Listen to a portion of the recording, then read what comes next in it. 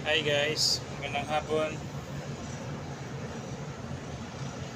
Dito ako ngayon sa labas at tayo ay magpipintura. Pinturahan natin tong isang plywood na ito guys. Dahil mayroon akong paggagamitan ito. Kailangan ko lang pinturahan muna. Yan. Nandito ako ngayon sa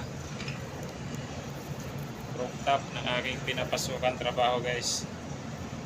Kailangan ko lang tong pinturahan dahil gagamitin ko sa sa loob ng room.